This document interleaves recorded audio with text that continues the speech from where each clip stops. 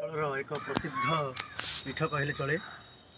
ଏଠି ଭଗବାନ ସ୍ୱୟଂ ବିରାଜମାନ ଅଛନ୍ତି, ଯାହାକି ଏଠି ତୋଟା ଗୋପୀନାଥ ରୂପରେ ସ୍ୱୟଂ ନାରାୟଣ ପରିଚିତ।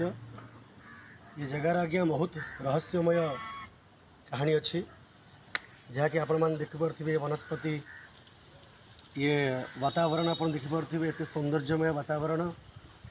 ସ୍ୱୟଂ ନାରାୟଣ ଏଠି ବିରାଜମାନ।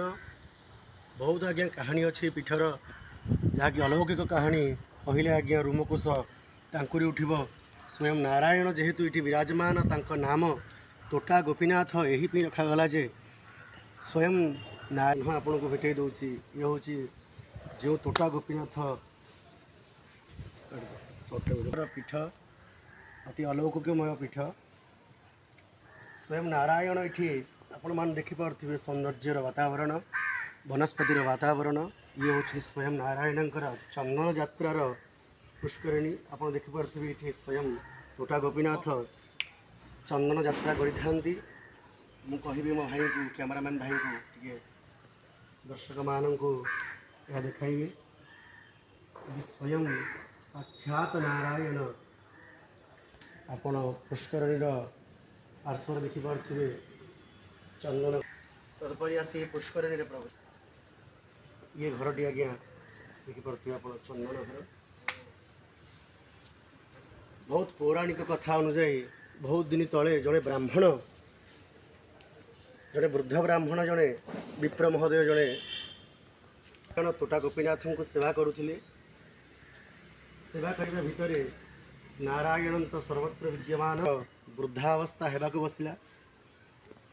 प्रभु नारायण को सेवा करिबार त्रुटि रहिबा हेतु तो सर्वत्र विद्यमान आज्ञा। स्वयं ब्राह्मण कौन कले ना भगवान को निंदा अपवाद कले जे मु तुम सेवा करि पन्ना। चंदन आड़े साड़े बाजी जाऊँगी। लोक मैंने छी चतरा कले।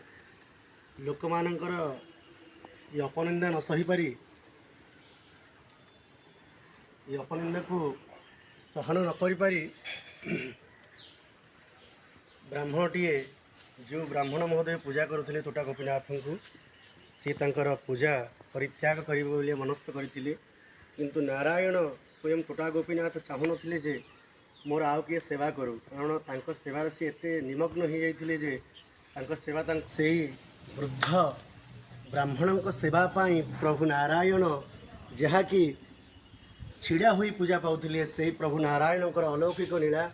से वृद्ध महोदय जेहेतु अंटाटी आगे भांगी जाइथिला, वृद्ध महोदय सठिक सेवा करि पारु नथिले। चंदन मुंडरे बोले के आखिरी लगी जाउथिला, केतले पाटिरे लगी जाउथिला। लोक माने तांकु देखुथिले, जहाँकि लोकंक श्रद्धालुंकर आखि को सीधा भल लागु नथिला। सेतु से ब्राह्मण देवता को लोक माने बहुत अपनिंदा करुथिले। स्वयं नारायण तांको ये अपनिंदा भक्तंकर नारायण जो अपनिंदा न सही पारिले, स्वयं नारायण सेठी छिड़ा होइथिबा मूर्तिटी आज्ञा भूमि तले बसिबार मुद्रारे पड़ी आसते प्रभु नारायण। तांको से दिन तोटा गोपीनाथ बोली परिचित भाव में कहुई पुरी सहर में। जय जगन्नाथ। बड़ शंखपुरी। राधे राधे राधे।